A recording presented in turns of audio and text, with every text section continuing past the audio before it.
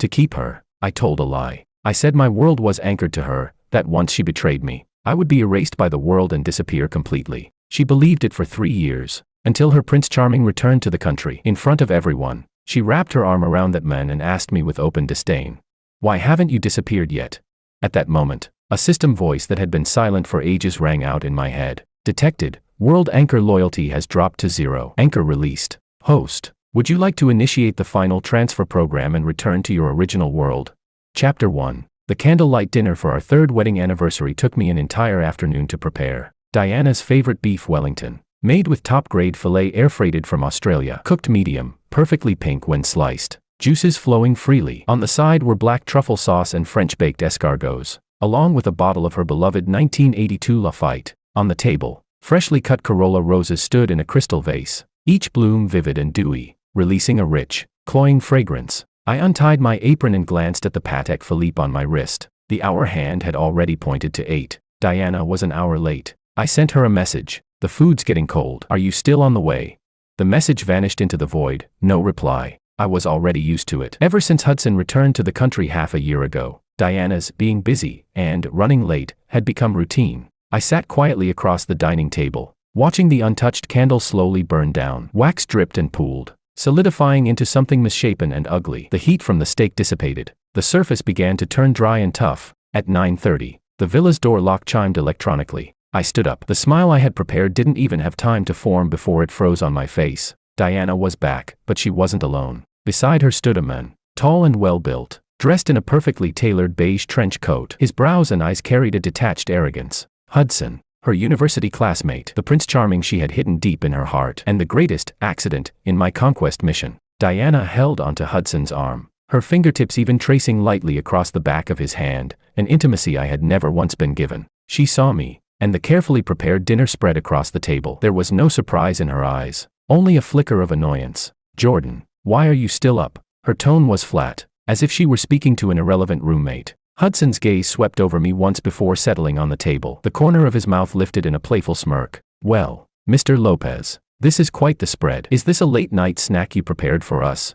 My eyes fixed on the hand Diana had looped through his arm. It felt as though an invisible hand had clenched around my heart, not painful, just enough to make it hard to breathe. "Today is our 3rd wedding anniversary," I said, forcing my voice to remain calm. Diana paused for a moment, then impatience surfaced on her face. "I forgot. The company's been hectic lately. Hudson just got back, and I have to help him manage the gallery too. I'm completely swamped." She couldn't even be bothered to come up with a more believable excuse. I looked at her, the woman I had spent a full 5 years conquering. The system had told me that as long as her affection and loyalty stayed above 90, I could remain in this world forever and enjoy everything that came with a successful mission, wealth, status, and her. To secure that forever, after the conquest was complete, I told her a secret, half joking, half serious. "I don't actually belong to this world," I whispered in her ear that night, holding her close. "My existence is bound to you. If you betray me and fall in love with someone else, my anchor will disappear, and I'll be completely erased by this world."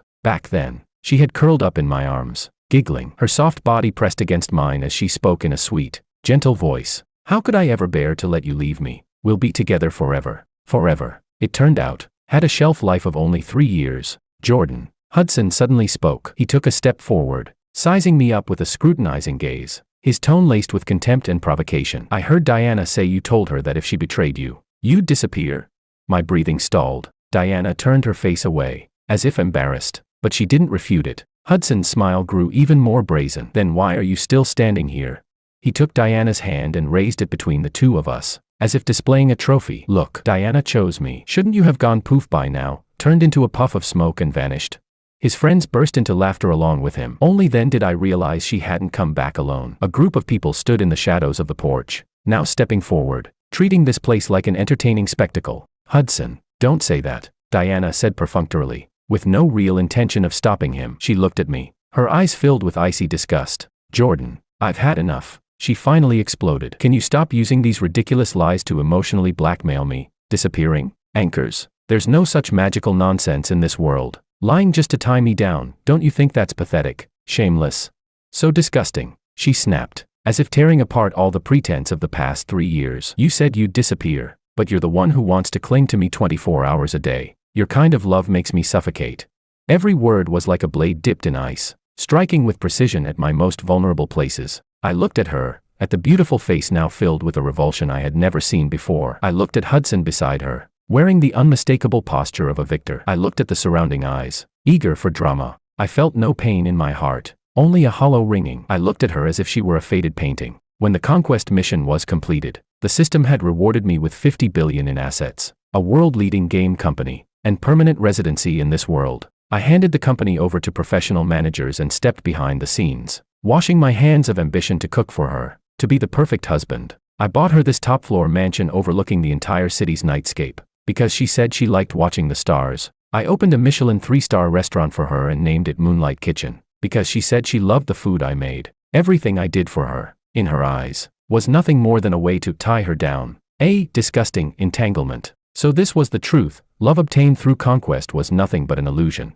like a reflection in a mirror or the moon on water. Amid the noisy laughter, the long silent system voice rang clearly in my mind. Warning, world anchor Diana, loyalty has dropped to 0%. Anchor lock released. Host Jordan, your legal residency in this world is about to expire. Would you like to initiate the final transfer program and return to your original world? Countdown, 72 hours. I took a deep breath. The oppressive heaviness in my chest vanished strangely. I lifted my head and met Diana's icy gaze, the corner of my mouth slowly curving into a smile, one she had never seen before. Distant, indifferent. All right, I said softly. Both Diana and Hudson froze. What did you say? Diana frowned. I'll grant your wish. I looked at her and spoke each word clearly. As you want it. I will disappear. Then, in my mind, I gave the system its command. Initiate the program. 72-hour countdown started. Phase 1 of the program, asset liquidation, initiated. Chapter 2. When Diana woke up the next morning, the space beside her was empty and cold, without the slightest trace of having been slept in. Her head throbbed from a hangover, rubbing her temples. She sat up and noticed how unnaturally neat the master bedroom was. In the walk-in closet, Jordan's half, every piece of clothing, every watch, every accessory, was gone, as if this person had never lived here at all. A flicker of unease crossed Diana's mind, but it was quickly replaced by irritation. Playing the runaway act again, she scoffed, picking up her phone. She had gone wild the night before, drinking in the living room with Hudson and their friends until late. Hudson had been sent home by his friends in the end, while she herself had passed out on the sofa. Had Jordan carried her back to the bedroom? She couldn't remember. All she remembered was Jordan's strange smile, and that sentence, I will disappear. Now it seemed like nothing more than a childish tantrum from a man humiliated after his lies were exposed. Unbothered, she walked into the bathroom to get ready, when her phone suddenly vibrated. An official email from the Real Estate Transaction Center. Dear Ms. Diana, the property jointly registered under your name and Mr. Jordan, located at Garden 1, Building A, top floor unit, has been unilaterally placed into an emergency sale process by Mr. Jordan. According to Clause 17 of the prenuptial agreement, unilateral disposal rights of gifted assets. Mr. Jordan is legally entitled to sell the property at any price without requiring your consent. The property has now been listed at 30% of the current market value and entered the fast-track transaction channel. Diana's mind went completely blank. 30% of market price. Was he insane?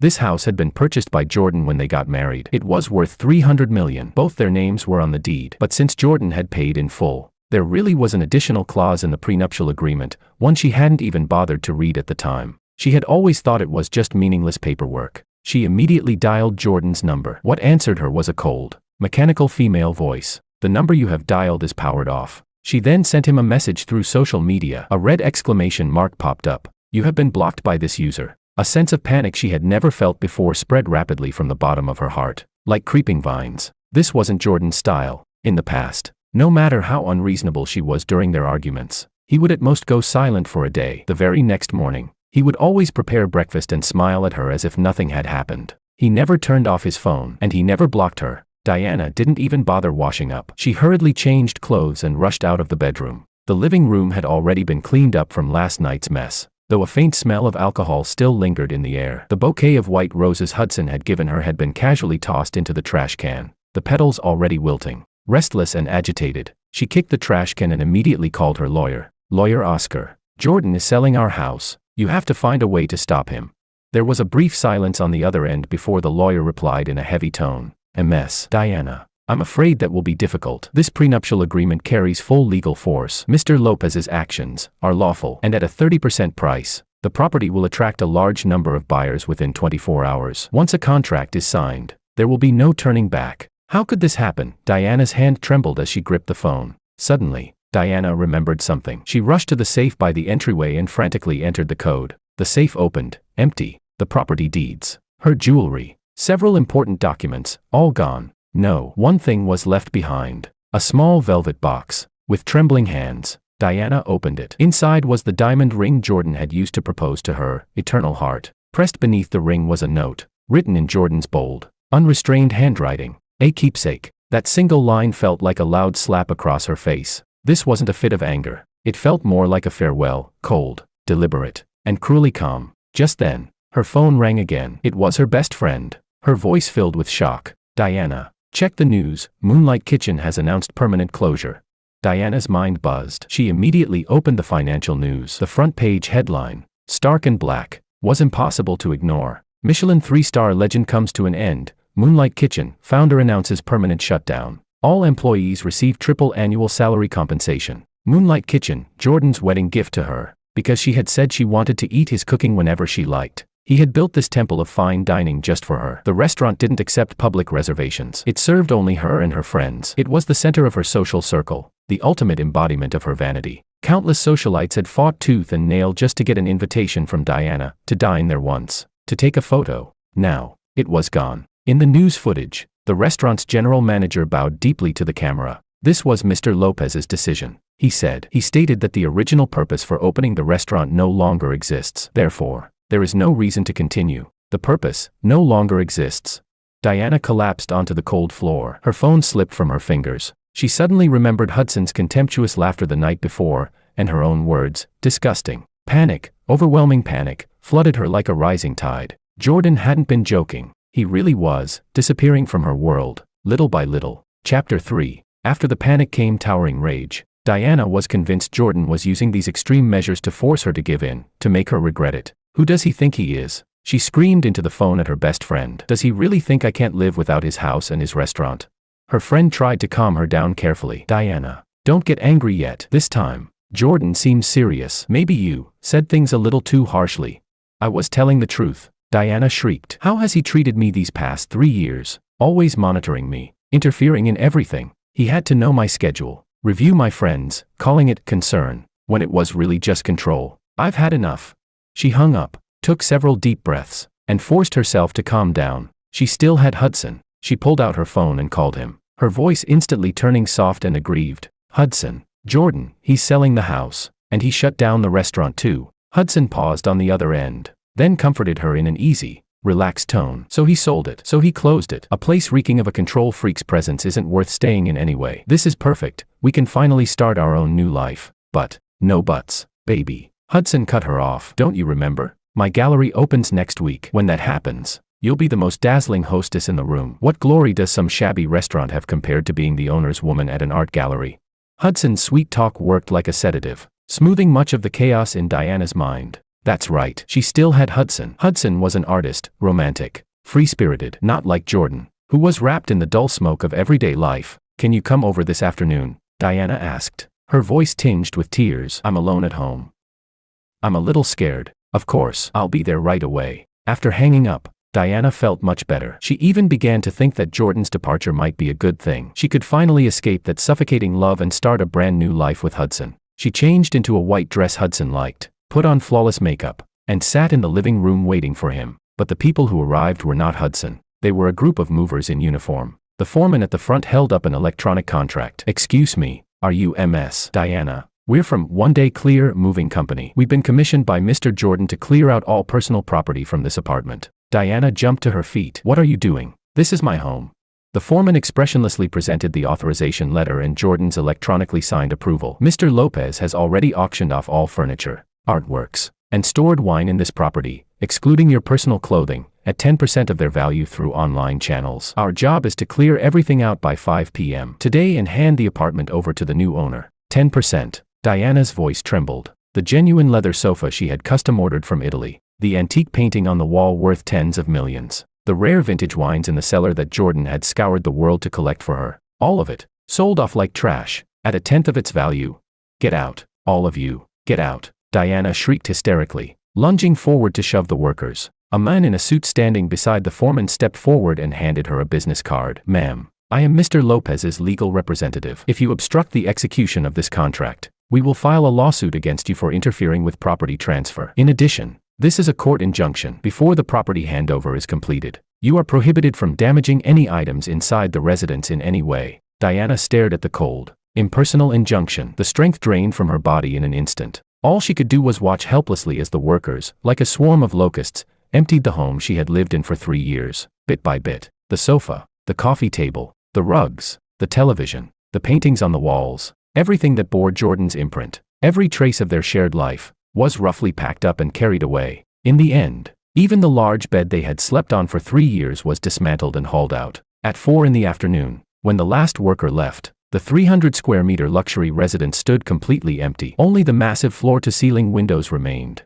reflecting the gray, overcast sky outside. Diana stood in the middle of the ruined living room. Beneath her feet were scratches and dust left behind by the movers. The few suitcases of personal clothing she had brought into the marriage were piled alone in a corner, like unclaimed trash. Only then did she finally realize that Jordan wasn't trying to force her to give in. He was erasing every trace of his existence. Her phone rang at the worst possible moment. It was Hudson. "Baby, I'm sorry, something came up here. I can't make it over," he said, sounding a little rushed. "There's a problem with one of the gallery's investors. I need to go smooth things over." Diana asked numbly. "What kind of problem?" "Ugh, don't even ask. The $5 million investment we had basically secured suddenly fell through. I've got to look for other options fast." Hudson sighed, then added, "By the way, how are things on your end? Jordan hasn't given you any more trouble, has he?" Diana looked around at this hollow shell of a home. Her lips moved, but not a single word came out. What could she say? That she was now homeless, penniless.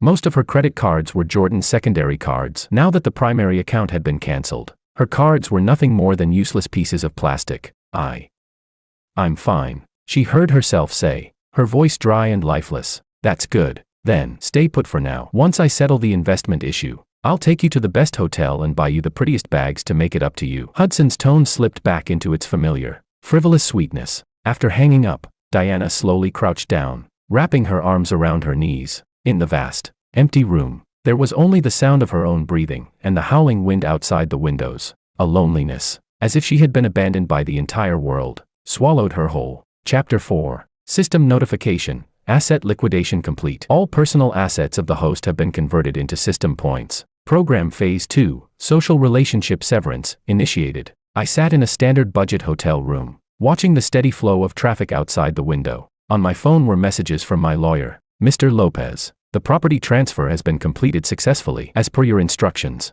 half of the proceeds have been donated to a rural children's education fund under the name Diana. The other half has been transferred to the overseas account you designated. All employee severance and compensation matters for Moonlight Kitchen have been fully settled. All shares under your name in Cosmos Technology have been transferred. The proceeds have also been handled accordingly." In the span of a single day, I went from being a powerful figure in this city to a penniless, ordinary person. On the system panel, a long string of point values flickered continuously. These points would be more than enough for me to live an even more comfortable life after returning to my original world. Yet my heart was completely calm. I opened a concealed app. On the screen appeared a live surveillance feed from the Garden 1 penthouse. I had installed it long ago, just in case. In the footage, Diana was curled up alone in a corner of the empty living room, like an abandoned kitten, without her refined makeup, without that air of arrogance. She looked fragile and helpless. I watched her with an expressionless face. The system's mission had required me to conquer her, to make myself fall in love with her. I did. I thought that after the mission's success, I would gain genuine affection, a stable home. Now I understood. From beginning to end, this had only ever been a transaction. I was the player. She was an NPC. Now that the game was over, it was time for me to leave the stage. I closed the surveillance feed and deleted the app. From this moment on, her joys and sorrows had nothing to do with me. System notification, severing all non-essential social connections in this world. Contacts, social networks, bank accounts, identity information, being erased one by one. Estimated time, 48 hours. My phone began automatically deleting contacts, logging out of every social account, canceling memberships and subscriptions. One familiar name after another vanished. One memory after another was wiped away. Finally, the screen went black. The phone reduced to nothing more than a useless slab of metal. The world became quiet, unprecedentedly so. Elsewhere, Diana sat alone in the empty house for an entire night. The next day, The new homeowner came to the door and politely asked her to leave. Dragging 2 suitcases, Diana stood in a daze at the entrance of Garden 1, looking around helplessly. Where could she go? Back to her parents' home. She had fallen out with her family over marrying Jordan and hadn't contacted them for 2 years. A hotel. Only then did she realize that aside from her phone and a few now invalid credit cards, she didn't even have a single dollar in cash on her. She had no choice but to call Hudson again. This time, the phone rang for a long while before it was answered. Hello. Hudson's voice was impatient. The background was noisy, like a KTV. Hudson, I don't have anywhere to go. Diana's pride made the words hard to say. What do you mean nowhere to go? Your place is huge. The house.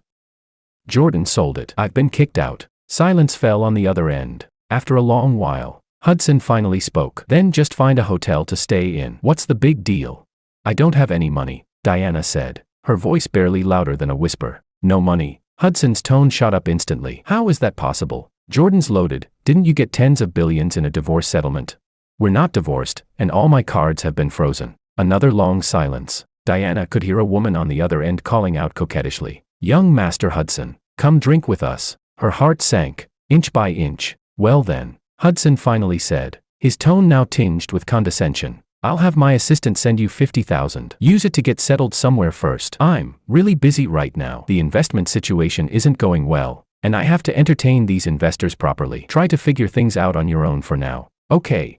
Without waiting for her reply, he hung up. Standing on the bustling street with her phone in hand, Diana felt like a joke. This was the romance and freedom she had given up everything for. An hour later, a young assistant found her and shoved an envelope into her hands. His eyes filled with undisguised contempt. Miss, this is from Boss Hudson. He says money's tight for him lately too, so you should spend it sparingly. With that, the assistant turned and left, as if staying a second longer would soil him. Diana clutched the thin envelope. Inside were $50,000 in cash. Once upon a time, $50,000 wasn't even enough for her to buy the most ordinary handbag. Now, it was everything she had. The overwhelming sense of humiliation and absurdity made her almost unable to stand. She suddenly wanted to find Jordan, to ask him why he was treating her like this. She took a taxi to the headquarters of Cosmos Technology. She remembered that although Jordan didn't manage daily operations, he would occasionally come by, but the receptionist stopped her with a professional smile. Sorry, ma'am, there is no employee named Jordan at our company. That's impossible. Diana panicked. He's your boss, the company's founder.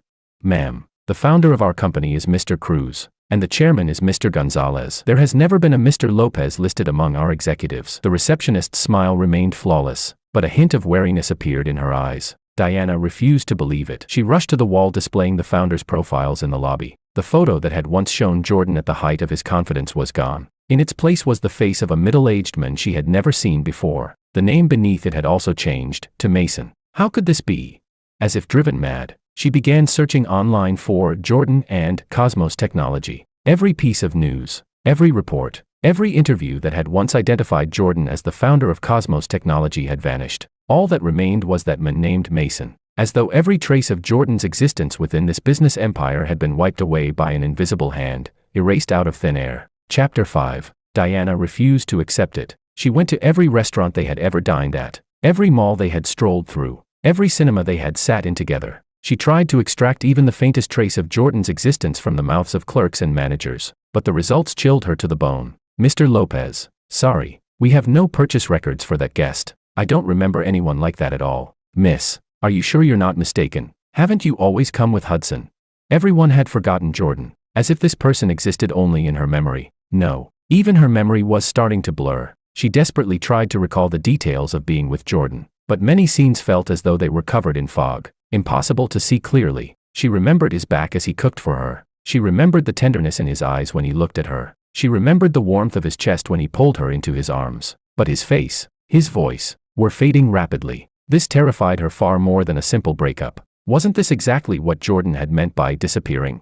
Not physical death, but the complete erasure of every proof that he had ever existed in this world. She finally believed it. That superpower she had once dismissed as a ridiculous lie was real, and it was she who had personally activated this program. It was she who had personally erased the men who loved her most from this world. Bit by bit, regret, like poison, began to gnaw at her from the inside out. With the $50,000, she rented a remote, cramped apartment. She stopped contacting Hudson. She stopped contacting those so-called friends. Every day, All she did was hold the velvet box containing the eternal heart and watch her wedding video with Jordan over and over again. It was the only proof of him that hadn't disappeared. In the video, Jordan wore a perfectly tailored suit, so handsome it made her heart race. Standing before the priest, he looked at her with eyes full of inescapable devotion and tenderness. "I, Jordan, take Diana to be my lawful wife. From this day forward, whether in good times or bad, in wealth or poverty, in health or sickness, I will love you, cherish you, until death parts us." His voice came through the screen,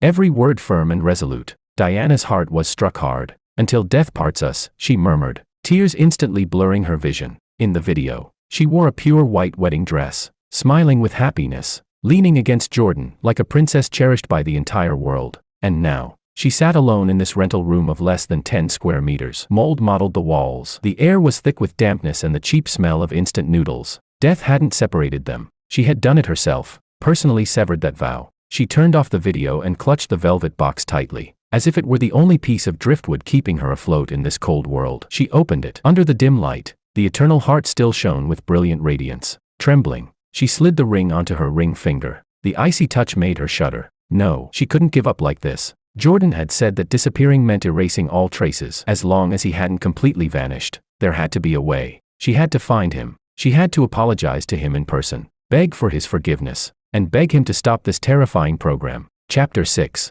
Early the next morning, Diana used what little money she had left to buy a bus ticket to the suburban industrial district. She remembered Jordan once telling her that he had an old private studio there. It was a place he had rented during the early days of his startup. Even after the company took off, he had never given it up, saying it was where his original intention began. She had never gone there. She had found the place remote and run down. But now, it was her last hope. The bus rattled along. Outside the window, the scenery shifted from clusters of skyscrapers to low factory buildings and stretches of desolate grassland. Diana's heart sank with every passing mile.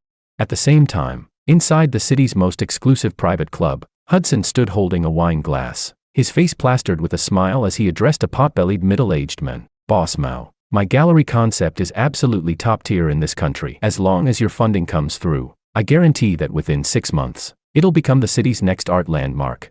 The man known as Boss Mao lazily swirled the whiskey in his glass, not even bothering to lift his eyelids. He let out a soft snort of laughter. "Hudson, I've read your proposal. Big vision. Very pretty." He set his glass down and finally looked Hudson in the eye. "But I also had someone look into your background." Hudson's smile stiffened. "Those exhibitions you held overseas, weren't they all sponsored by Cosmos Technologies' European branch?" Boss Mao's tone turned mocking. "And that welcome back banquet Miss Diana threw for you after you returned? 7 figures in one night. Mr. Lopez paid the bill. As for the startup funds for your gallery, you claimed they were your own savings. But the bank records I found show the money came from a joint account belonging to Miss Diana and Mr. Lopez." Boss Mao leaned forward, his bloated face full of contempt. "Mr. Hudson, isn't all this so-called artistic talent and elite network of yours built on Jordan's money? Now that Jordan has vanished and Cosmos Technology has changed hands, what exactly are you using to guarantee this new landmark of yours?"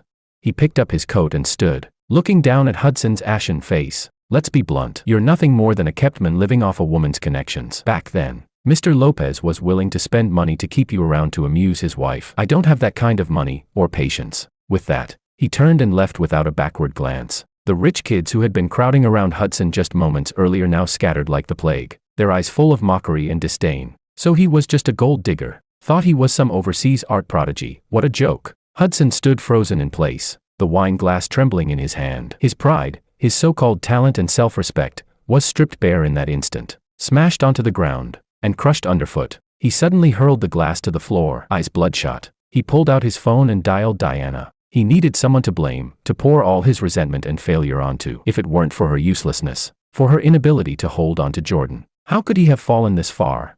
But what came from the other end was a cold, mechanical voice. "The number you have dialed is currently on another call." He dialed again, the same voice. What he didn't know was that at this very moment, Diana was using her phone as a navigation device, searching for that place she had never once set foot in. Chapter 7. Diana searched through the abandoned industrial zone for a full 2 hours. Finally, in front of a rusted iron gate, she saw the familiar number on the doorplate. The lock had long since seized up. She had to struggle with all her strength just to push the door open a narrow crack. A long sealed, stale smell rushed out to meet her. The studio wasn't large, but it was crammed with all kinds of electronic components, blueprints, and models she couldn't begin to understand. Everything here clashed violently with her refined, luxurious world. And yet, everywhere bore Jordan's traces. On the workbench sat a half-finished cup of coffee. In the ashtray beside it were several extinguished cigarette butts. The walls were covered edge to edge with game design sketches, dense with his bold, unrestrained handwritten notes. In the corner stood a half-assembled retro game console, its wiring still exposed.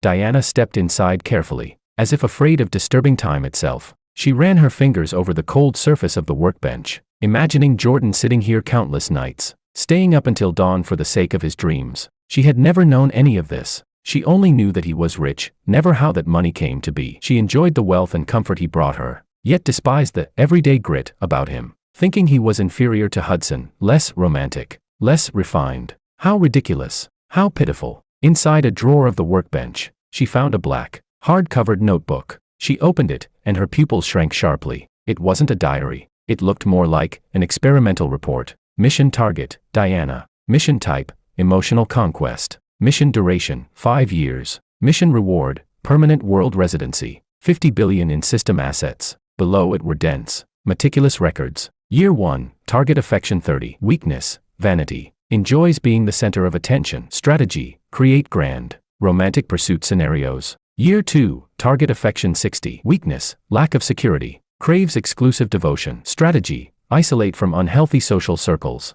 Provide meticulous care.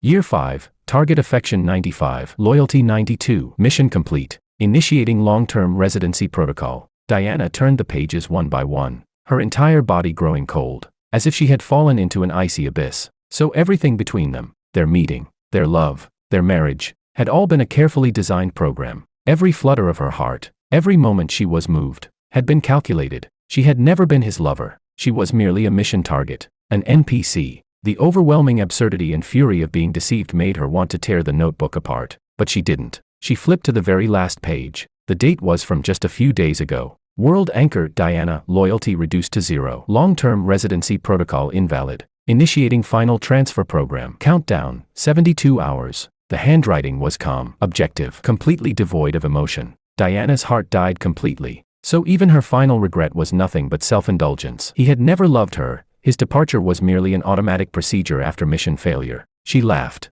and as she laughed, tears fell. Just as she was about to close the notebook and accept this cruel reality, her gaze was caught by a single line of small text at the very bottom of the page, written in a different handwriting. The line was messy, the ink slightly smudged, as if the person who wrote it had been emotionally unstable. But what if the player falls in love with the game itself? Those few words struck Diana's mind like a bolt of thunder. All the earlier calmness, restraint, and calculation collapsed in an instant before that single sentence. He wasn't heartless. He had fallen in love. The one who was supposed to be the player had, in the process of conquering an NPC, trapped himself instead. That was why he had told her the secret about the anchor, not to bind her, but because he was truly afraid of losing her. That was why he had left the ring behind, not as humiliation, but as his final attachment. That was why he had donated half the house's proceeds in her name. Was it his way of leaving her, a bit of virtue, a bit of protection?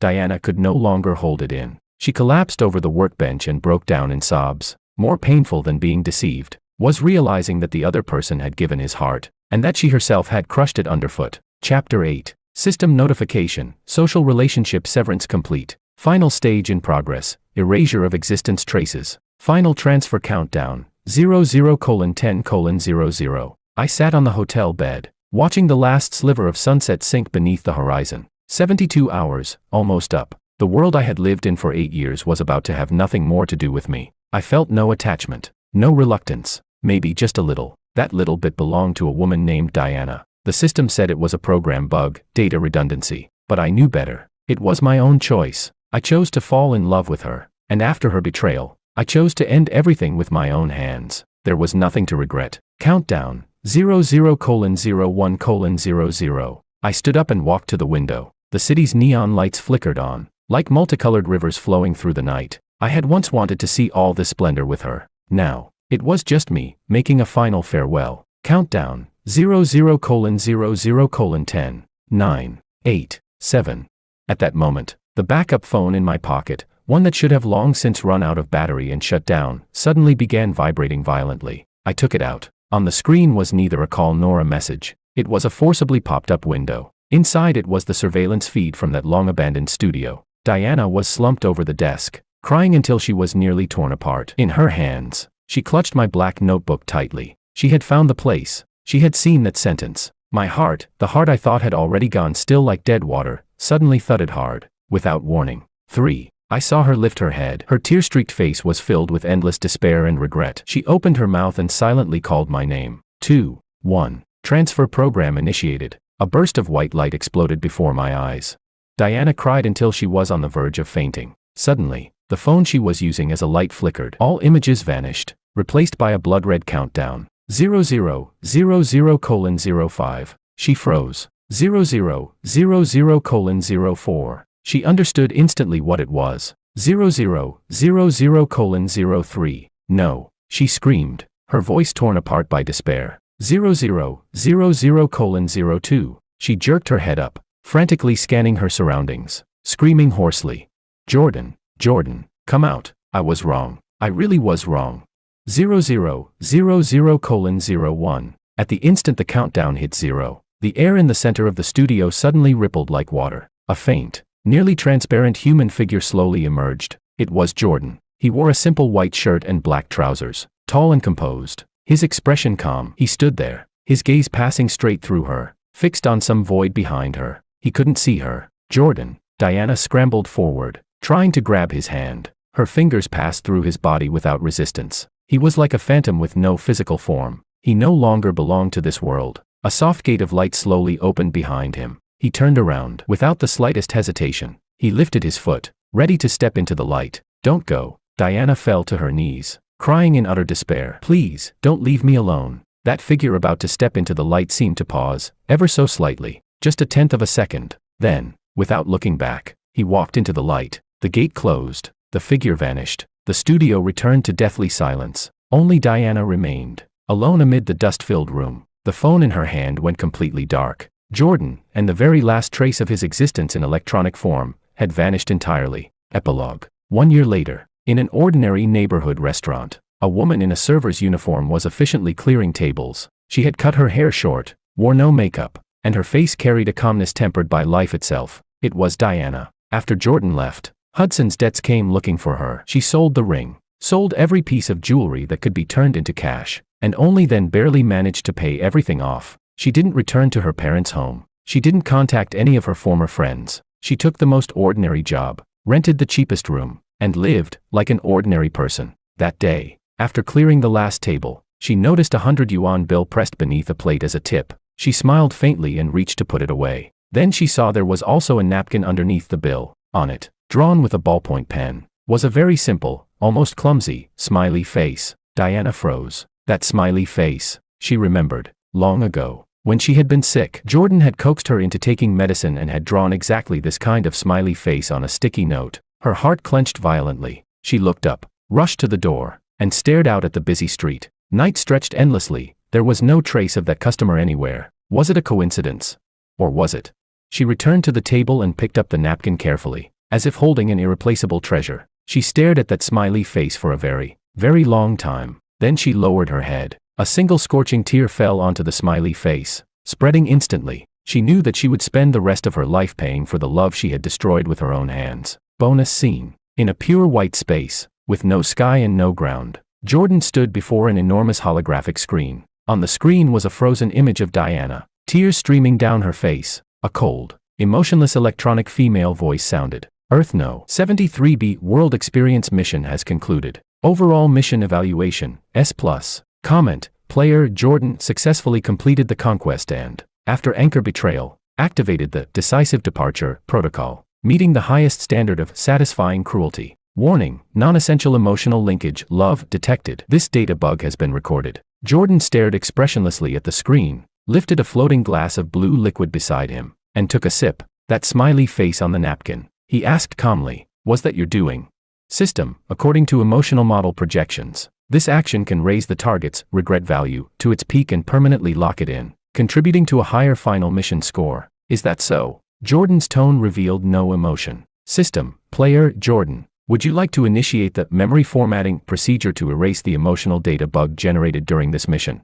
Jordan looked at the woman silently crying in the small restaurant on the screen for a long time. The space fell completely silent. No, he finally said, his voice very soft. Leave it. System, command confirmed. Jordan turned away, no longer looking at the screen. Get things ready, he said. Start the next mission.